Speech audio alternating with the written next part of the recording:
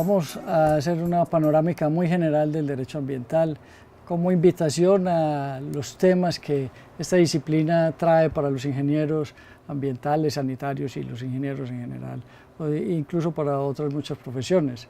Entonces, la legislación ambiental y la legislación en general nos hace pensar en la necesidad de trabajar por lo útil y lo difícil.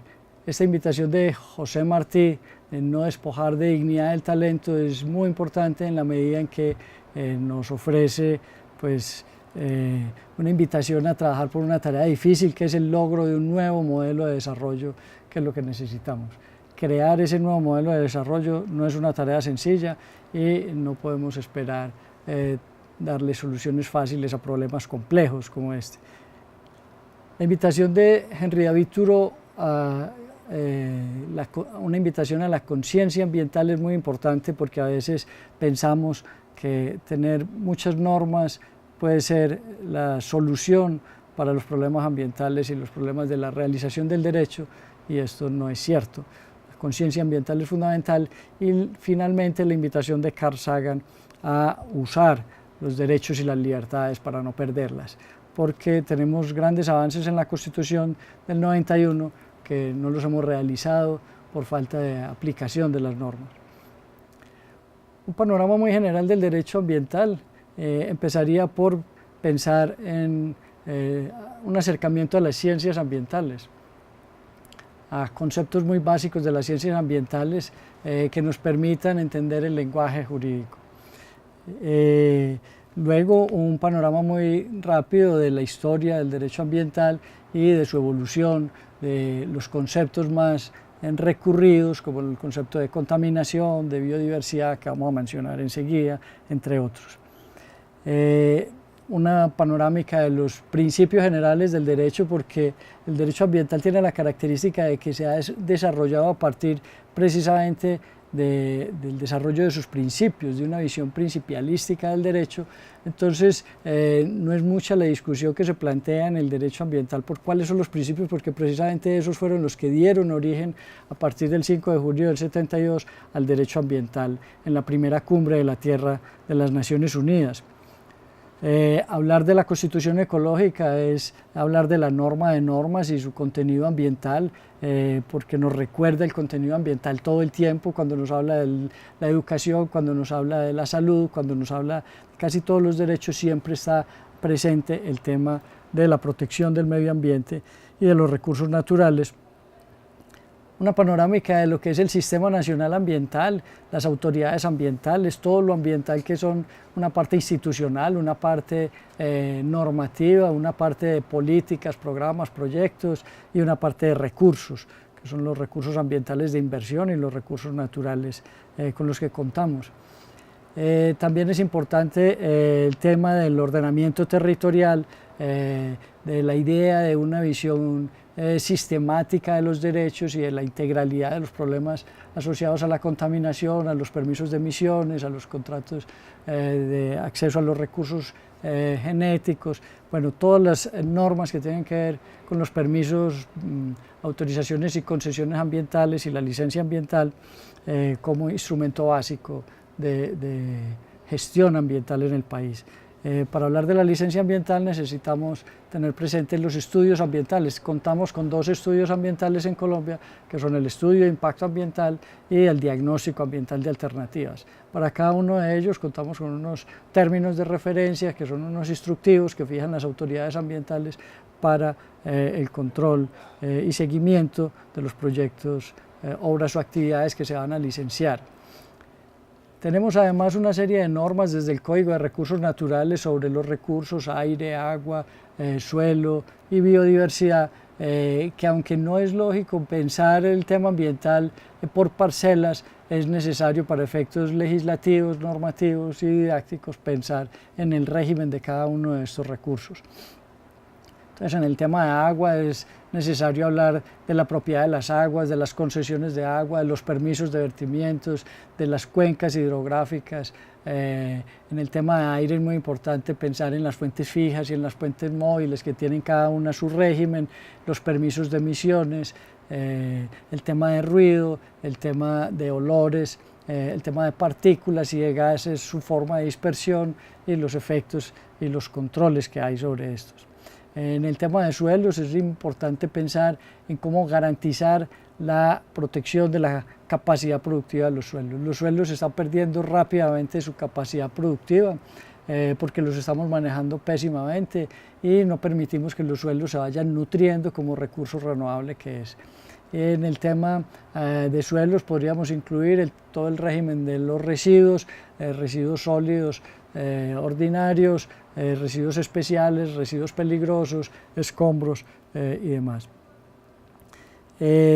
También es importante todo el tema del ordenamiento territorial, los planes de ordenamiento territorial que le corresponde a los municipios, hacer sus POT, sus planes básicos de ordenamiento territorial o esquemas de ordenamiento territorial, en general planes de ordenamiento territorial que definen los usos del suelo en cada municipio, lo que va a ser suelo rural, suelo urbano, suelo de expansión y dos categorías adicionales que son los suelos suburbanos y los suelos de protección. Los de protección son fundamentales para el tema ambiental porque podrían constituirse casi como una categoría de protección adicional a las categorías que trae ya el sistema de áreas protegidas. Una forma diferente, pero es algo que nos invita también a la protección de los recursos. En el tema de biodiversidad tenemos todo un régimen sobre fauna y flora muy completos, digamos, en gran parte, aunque en otro sentido faltarían muchas normas por desarrollarse, como vemos que recientemente la tasa de caza de fauna silvestre se ha reglamentado por una orden de la Corte Constitucional. Entonces venimos creando normas permanentemente para la protección ambiental, tanto en fauna como en flora. En flora tenemos que ver todo lo que tiene que ver con flora silvestre en general y la flora que le corresponde al Instituto Alexander von Humboldt como líder de la expedición botánica, hacer como todo ese inventario de la biodiversidad del país. El régimen forestal tiene su propia normativa especial y en fauna tenemos que hablar de los emergentes derechos de los animales, que ya se ha constituido en un delito el maltrato animal, que es una base a lo que teníamos anteriormente, que era simplemente una contravención, el maltrato animal, y entonces se va constituyendo una nueva posibilidad de reconocer los derechos de los animales, los derechos de la naturaleza incluso, y con una reciente sentencia de la Corte Constitucional que reconoce los derechos del río Atrato. Y finalmente el régimen sancionatorio, que el régimen sancionatorio rápidamente lo mencionaremos ahorita sobre las clases de responsabilidad, más todo lo que tiene que ver con el régimen de derecho internacional ambiental. Bueno, unas reflexiones muy generales sobre estos temas para hacer la invitación a enamorarnos de este tema tan apasionante y tan útil en el mundo actual, que nos demanda a partir del artículo 80 de la Constitución garantizar un desarrollo sostenible que está en todas las constituciones y en todos los tratados internacionales, digamos, la garantía del desarrollo sostenible, pero que ningún país realmente ha logrado el desarrollo sostenible. Es algo que está por inventarse un poco.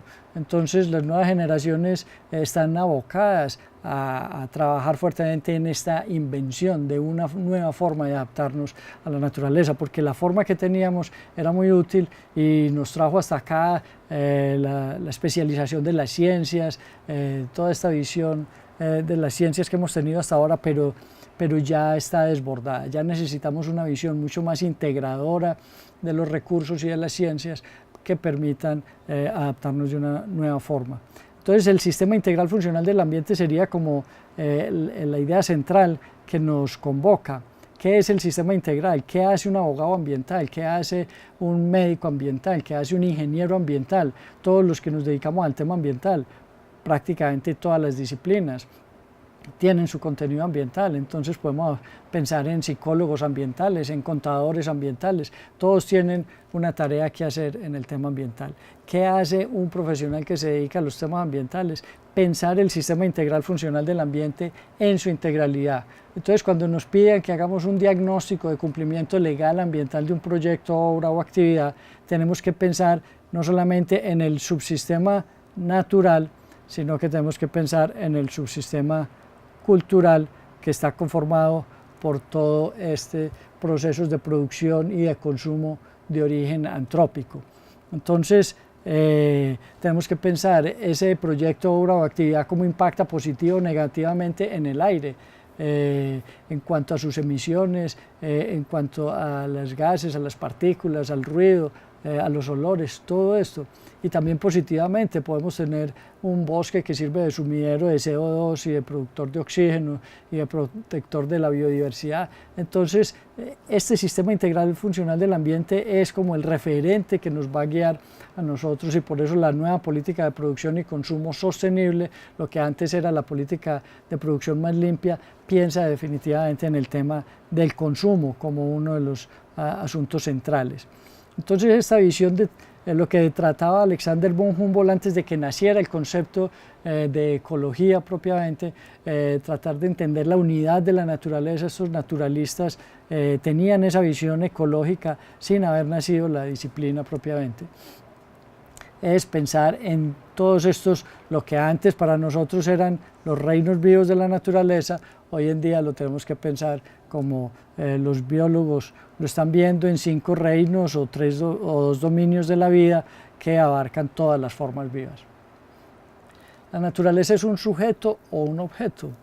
Es una reflexión importante, parece trivial, pero para entender esto es necesario entender qué es la ley de origen.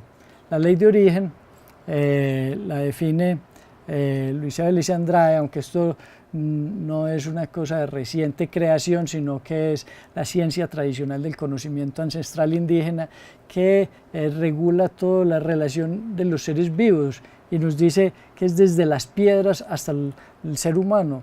¿Cómo es posible que entendamos la relación que tenemos con las piedras? Las piedras para nosotros han sido un mero objeto de apropiación. La cultura occidental ha reducido la naturaleza a un mero objeto de apropiación, pero para las culturas indígenas la naturaleza es un sujeto al que se consulta, y por eso es muy importante entender que esas consultas que hacen a la Pachamama, las comunidades indígenas en el desarrollo, por ejemplo, de una consulta previa, no son algo trivial ni de poca monta, sino que son asuntos fundamentales del pensamiento ancestral indígena, y se está rescatando mucho de esto. La encíclica del Papa Francisco, Laudato Si, nos hace ver que hay otros saberes, y no solamente lo dice la encíclica, sino que lo dicen pues, la ciencia contemporánea, Arturo Escobar, Boaventura de Sousa Santos, Silvia Rivera Kusikanski, teóricos muy importantes vienen haciendo ver la importancia de hacer este tipo de consultas. Y que nos están reflejando unos saberes que pueden tener muchísimo valor al lado del saber científico y tecnológico, que no solamente el saber científico y tecnológico es el que nos puede aportar para entender eso. Por eso es muy valioso que la ley colombiana ya empieza a reconocer que la ley de origen, ley natural, derecho mayor o derecho propio es algo que existe en el ordenamiento jurídico para las comunidades primitivas desde mucho antes de la creación pues, del Estado colombiano. Entonces, este agrónomo indígena boliviano, hablando de la quinoa, en este video aquí encontrarán en esta presentación muchos links, algunas películas, conferencias, documentos de gran valor para que se interesen en leer este tipo de cosas y suscitar la reflexión sobre esto, nos dice esta frase que es parte de esa misma concepción de la ley de origen, que todos vayamos juntos, que nadie se quede atrás, que todos tengan todo, que a nadie le falte nada. Esto no es la idea de que todos tengamos lo mismo, ni es una idea propiamente del comunismo.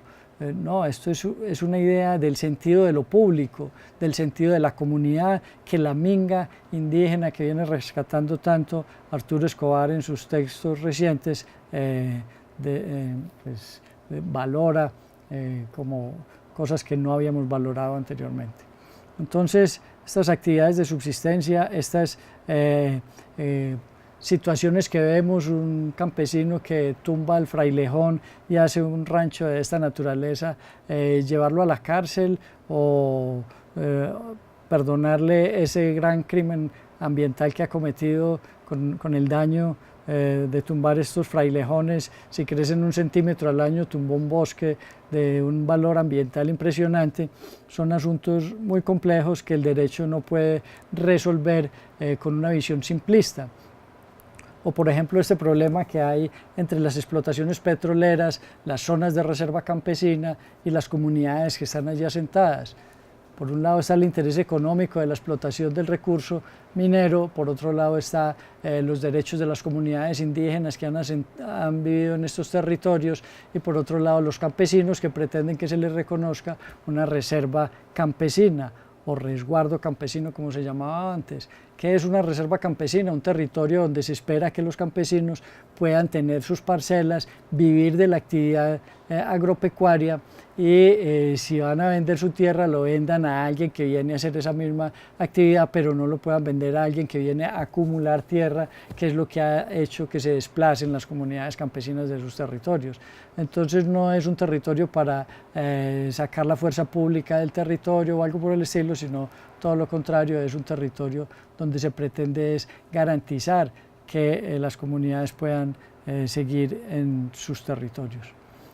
O este problema, el pueblo Cofán, planteado en un texto muy interesante que está al final de la presentación en la bibliografía que les aporto para que lo analicen. El conflicto también entre las explotaciones petroleras, el pueblo Cofán, un pueblo al sur del país de gran conocimiento de los territorios y las plantas indígenas y las plantas medicinales, perdón, y todos los grupos armados que se han asentado allí, grupos guerrilleros, grupos paramilitares y demás, y los grandes agroindustrias. Entonces son problemas de una inmensa complejidad que el derecho tiene que entrar a solucionar con una visión de integralidad de los derechos, porque no tienen una solución fácil.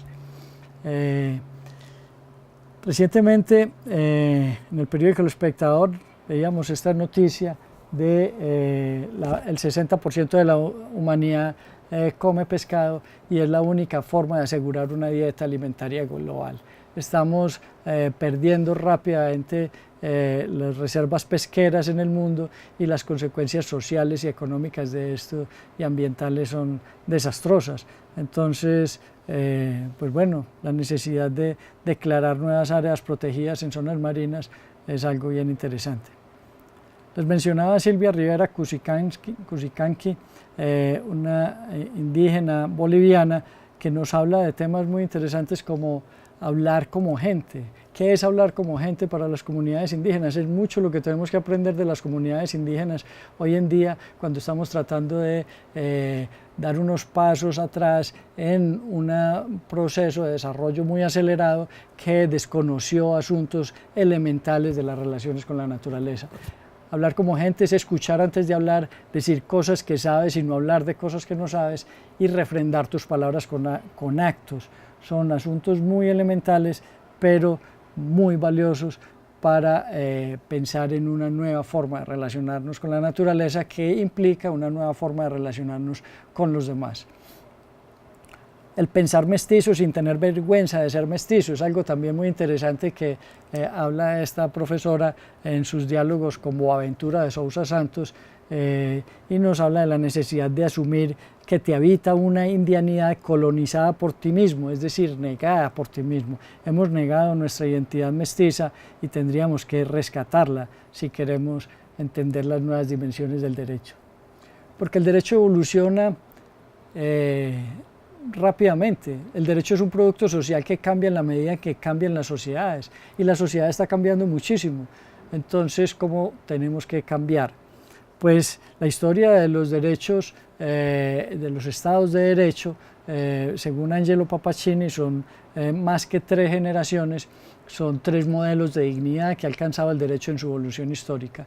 El primer modelo de dignidad es el que se logra con los derechos individuales en la Revolución Francesa, Revolución Americana, 1789, cuando nos permite conquistar el derecho a la vida, la igualdad, el voto. Las revoluciones sociales, derechos económicos, sociales y culturales, de los que seguramente hemos oído hablar mucho, y en el siglo XX hablamos de los derechos colectivos o difusos, que son los derechos que no están en cabeza de una sola persona, sino de la colectividad en general. Entonces el derecho a la paz, al ambiente sano, los derechos de los consumidores, que un alimento que se comercializa pues alimente y no enferme, o un medicamento, cosas por el estilo. Pero ahora tenemos que pensar en derechos de 4ª generación. Pero bueno, en la 3ª generación, ¿cuál es el derecho al ambiente sano? Según la Declaración de Río de Janeiro de 1992, es el derecho a gozar de una vida saludable y productiva en armonía con la naturaleza. ¿Qué quiere decir esto? Que el derecho al ambiente sano es el derecho a la vida, que es el derecho originario del que todos los demás derivan. Y también es el derecho a la salud, y el derecho al trabajo, y el derecho al desarrollo, y el derecho a la protección ambiental. O sea que los derechos de 3ª generación no son una nueva categoría, sino una nueva forma de entender la dignidad que se pretende defender con el derecho. Entonces, por eso es que si empezamos a hablar de nuevos derechos, pues lo que estamos haciendo es hablar de los viejos derechos, pero desde una nueva perspectiva. Entonces la Declaración de Río de Janeiro de 1992 de las Naciones Unidas nos habla de la paz, el desarrollo y la protección ambiental como un triángulo de derechos inseparables. O cuando nos hablan las empresas de responsabilidad social empresarial y responsabilidad ambiental empresarial, nos hablan de informes de sostenibilidad, de responsabilidad social y de responsabilidad pues ambiental en general, pero que a veces lo que hacen es estas 3 cosas presentárnoslos como 3 cosas separadas, y lo difícil es entender que estas 3 cosas no son 3 cosas sino una sola, porque no existe ninguno de estos derechos sin los otros 2. Entonces ese es el reto de la sostenibilidad, que no es un reto sencillo, y aquí en esta gráfica donde presentamos los derechos que trae la Constitución, los de 1ª, 2ª y 3ª generación, con su respectivo número, lo que nos invita es a pensar en que estos derechos todos van juntos. Cuando hablamos de la paz, derecho de síntesis, sabemos que solo lo vamos a lograr si realizamos todos los derechos. O sea que para trabajar por la paz tenemos que trabajar por la educación, por la protección ambiental, por la salud, por el trabajo, por la libertad, por todos los derechos a la vez. Es un asunto que ya se ha reiterado desde las declaraciones de las Naciones Unidas, tanto del derecho al desarrollo como del derecho al ambiente sano. Este discurso de Pepe Mujica en la cumbre de Río +20, la última cumbre de la Tierra, es muy interesante porque por primera vez un presidente nos entra a decir allá que la sostenibilidad y el primer elemento del medio ambiente es la felicidad humana. O sea, hemos perdido la perspectiva de que el ser humano es el centro de preocupaciones relacionadas con la protección ambiental, y en esa medida tenemos que rescatar esa visión humanista del derecho. Y los derechos no nacen de un día para otro, sino que se van sedimentando en la conciencia colectiva. Entonces, por eso es tan importante discutir en los foros académicos, en todo tipo de foros, en los ambientes familiares, todas partes, este tema ambiental, para que esto vaya realmente naciendo y sedimentándose en esa conciencia colectiva. Y vemos cómo el tema de la vida es lo que se pone al centro de la política, al centro de la defensa de los derechos de los animales y demás. La legislación ambiental nos hace pensar que hay que valorar los recursos naturales. La Asamblea Nacional Constituyente le puso a la Contraloría como órgano de control de los recursos del país, no solamente la tarea que ya tenía desde la Constitución de 1886, que era proteger el tesoro público, el fisco, o los bienes muebles e inmuebles y los dineros que tienen las entidades del Estado, sino proteger los recursos naturales de carácter público y a la vez que tiene que controlar que se protejan esos recursos naturales de carácter público, le dice a la Contraloría, la Constitución, que tiene que hacer una valoración de esos recursos, o sea que tiene que ponerles un precio a bienes que son invaluables. ¿Cómo se le pone un precio a un jaguar? ¿Cómo se le pone un precio a un árbol si son bienes invaluables? ¿Cómo se le pone un precio al agua si no se puede vender y comprar? No se puede poner impuestos sobre el agua, según la ley. Entonces, lo que se ha hecho es tener en cuenta la disponibilidad a pagar y la disponibilidad a aceptar. Entonces se hacen métodos de valoración donde se hacen una serie de encuestas para que la gente diga cuánto está dispuesto a pagar por los recursos, pero esos métodos no han sido métodos realmente muy útiles porque es reducir los recursos naturales al valor del mercado. Y esto, aunque es una estrategia útil para protegerlos, porque aquí protegemos lo que tiene valor en el mercado, pues no es una buena estrategia para darles su verdadero valor. Entonces ahora se habla de unos métodos de valoración participativa que son muy útiles porque ponen a las comunidades a decir cuál es la importancia del recurso. Entonces un cazador o un ex cazador que conoce muy bien la fauna silvestre en su territorio puede decir cuál es la importancia de un árbol, de un determinado nicho, de un ecosistema para la protección de las especies. Y eso puede ser mucho más útil al momento de valorar nuestros recursos naturales. James Lovelock, en su texto sobre la guerra con Gaia, o la venganza de Gaia, de la Tierra, nos dice que el futuro es incierto y lo que tenemos es que valorar adecuadamente el riesgo. El discurso ambiental no es para hacer unos discursos catastrofistas porque nadie sabe realmente lo que va a pasar, pero sí para valorar adecuadamente los riesgos que estamos enfrentando y como los riesgos son tan altos, pues entonces no debemos desestimarlos. Entonces, rápidamente unos pocos conceptos que debemos tener claros para el tema, para el acercamiento a la legislación ambiental es el del concepto de renovabilidad o no de los recursos. ¿Qué es lo que hace que el agua sea o no renovable? O que el suelo o la fauna o la biodiversidad o el aire sean renovables? Pues básicamente son los patrones de consumo, porque los patrones de producción son casi siempre los mismos. ¿Cuánto tiempo se demora una cosecha de maíz en producirse? Pero si consumimos muy rápido ese maíz y no conservamos la semilla, pues esa semilla desaparece y se hace no renovable. Entonces lo mismo, ¿cómo se conserva, cómo se hace renovable el suelo? Si lo nutrimos adecuadamente con materia orgánica y permitimos sus ciclos naturales de renovación. Entonces eso es lo que estamos a veces desestimando, porque si no tenemos en cuenta adecuadamente cuánto tiempo nos demoramos en consumir los recursos, pues no vamos a garantizar la renovabilidad de los recursos.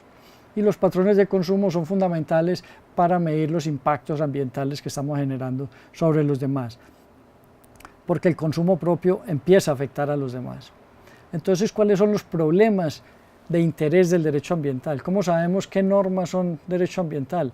No solamente las normas que tienen que ver sobre recursos naturales, porque hay normas que tienen que ver con recursos naturales que no son derecho ambiental, porque se ocupan básicamente del concepto de la propiedad del recurso.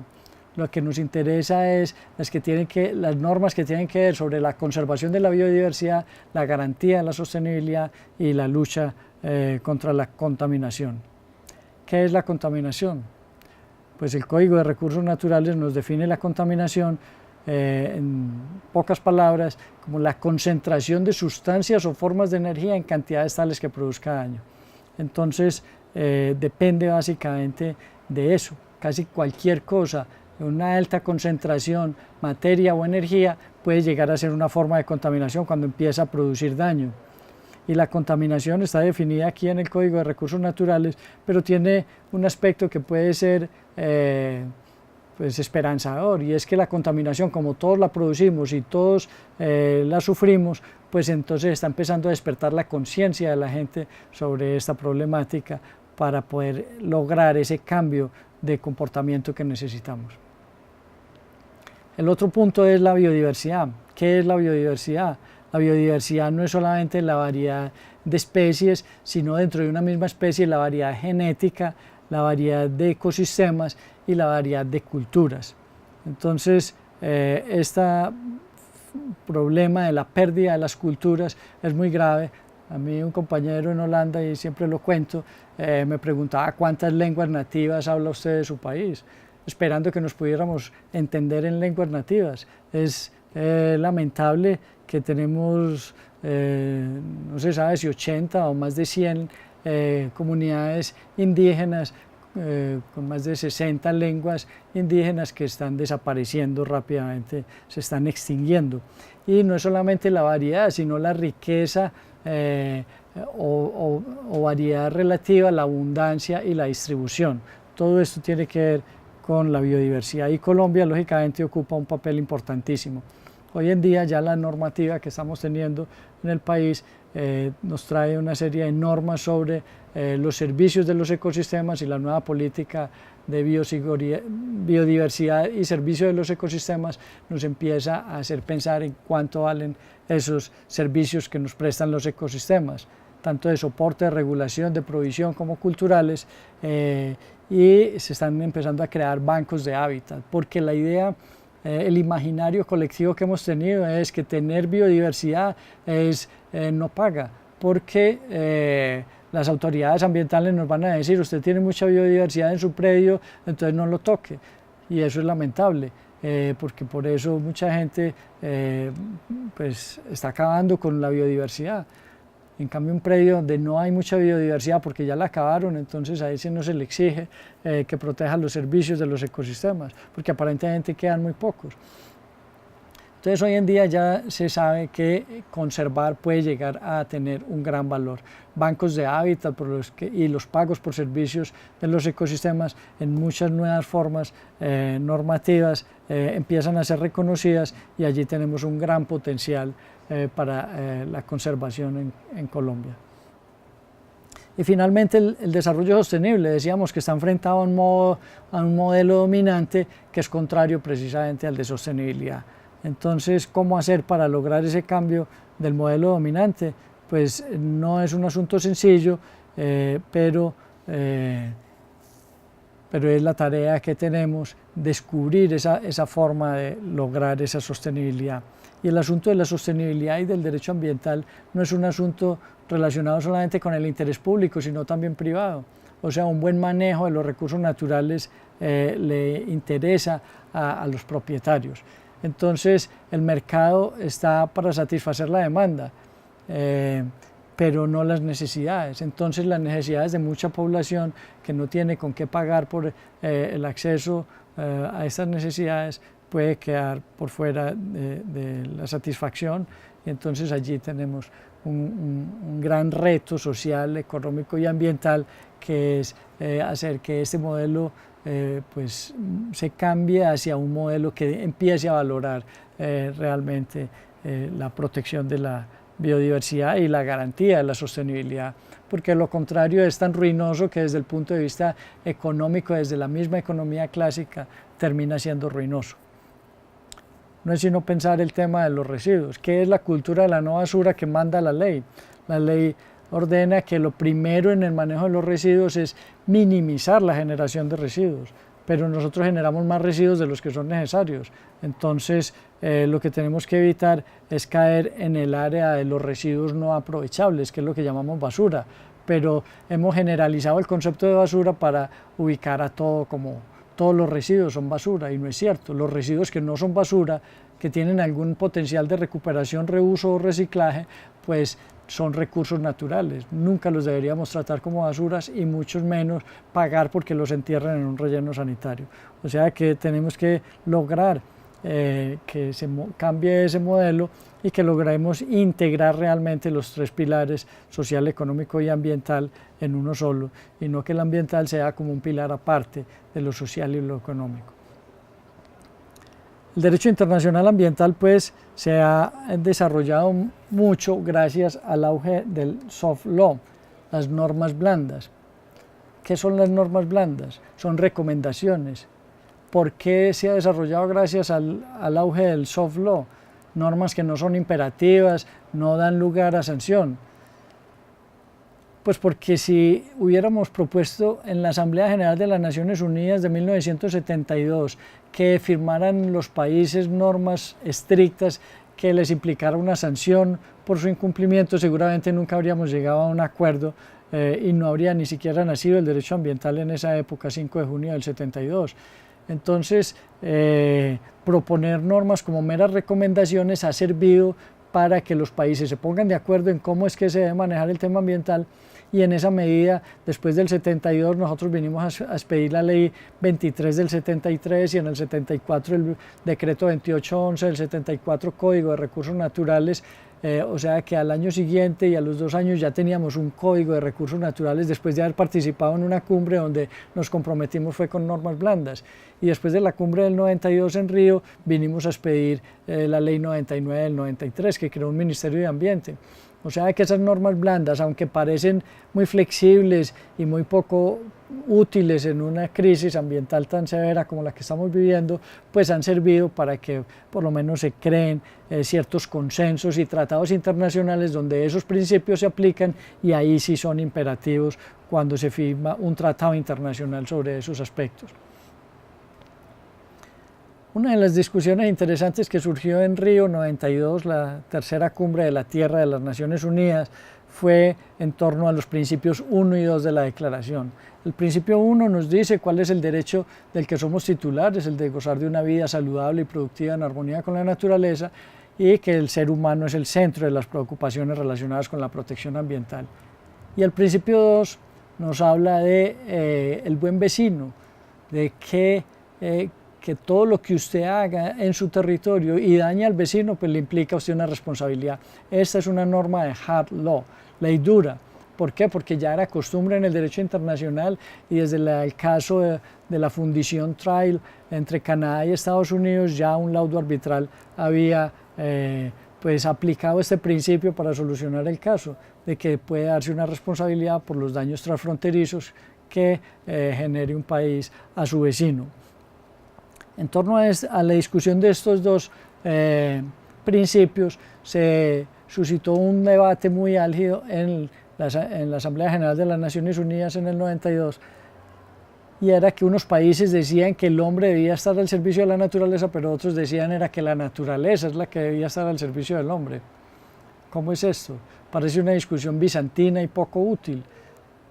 Pues bien, el sentido de esto es que pensemos unos países del norte de Europa con conciencia ambiental, con recursos para inversión ambiental, que dicen que el hombre debe estar al servicio de la naturaleza, es decir, la visión tal vez más proteccionista y más útil.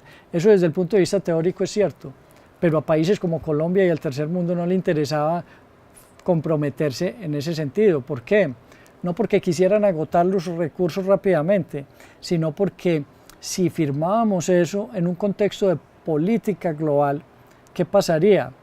Si estamos al servicio de la naturaleza todos, implicaría que todos nos debíamos comportar de acuerdo a lo que la ciencia dice que es lo mejor para la naturaleza.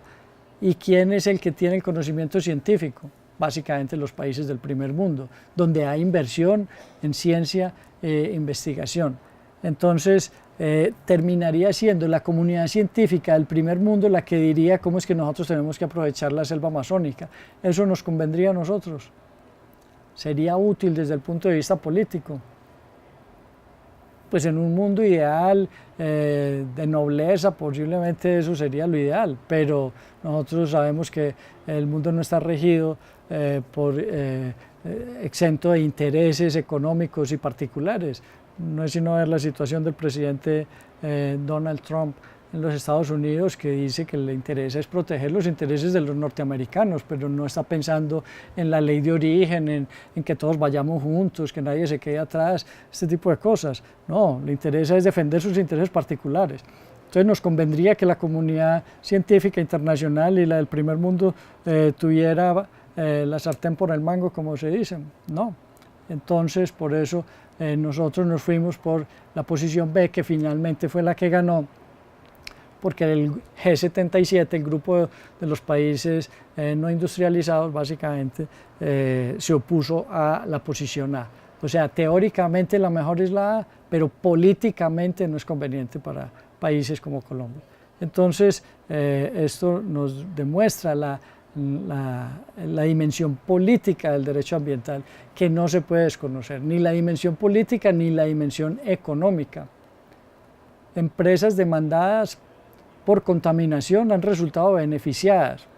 En los años 90, en una fundación Fundepúblico en Bogotá, trabajamos con recursos internacionales para demandar empresas por contaminación, y los 20 grandes contaminadores del país fueron demandados: petroleras, arroceras, cementeras, y estas empresas terminaron beneficiadas perdiendo el caso. ¿Por qué? Porque el juez los obligó a hacer procesos eficientes económicamente y que dejaran de externalizar una serie de daños ambientales con sus emisiones, con sus vertimientos, hicieran unos procesos de control ambiental. Al hacer procesos de control ambiental, ¿usted qué es lo que hace? Optimiza el uso de los recursos. Si a usted le dicen esa caldera está botando el calor, entonces hágale un aislamiento, usted deja de botar calor, por lo tanto deja de botar combustible. Si a usted a una cementera le obliga a poner un filtro porque está botando mucho material particulado, usted lo que empieza es a dejar de botar cemento por la chimenea. Si a usted una arrocera le obliga a hacer una incineración controlada de la cascarilla de arroz y no depositarla a cielo abierto, generando emisiones de lixiviados y emisiones atmosféricas todo el año, pues entonces usted lo que hace es posiblemente abrir una fuente de negocio, que es usar esa ceniza precisamente en mejoramiento de suelos.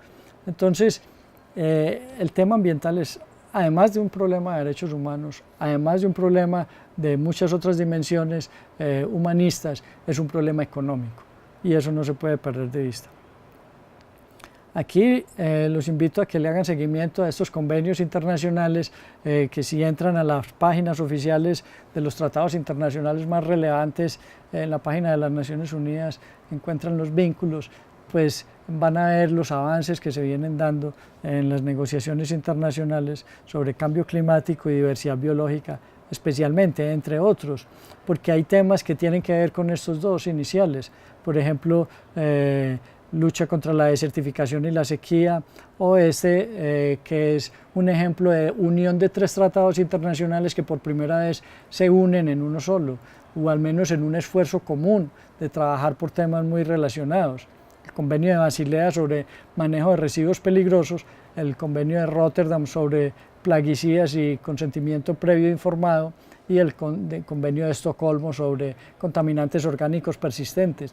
Si se juntan y los países envían sus delegados a una sola reunión para hablar de los 3 temas, pues se logran unas sinergias, como su misma palabra lo dice, se optimizan los recursos y se hace mucho más eficaz. Entonces, el tema de biodiversidad se tendría que ver con el convenio CITES sobre tráfico de fauna y flora silvestre, de maderas tropicales y muchos otros. Muchas gracias.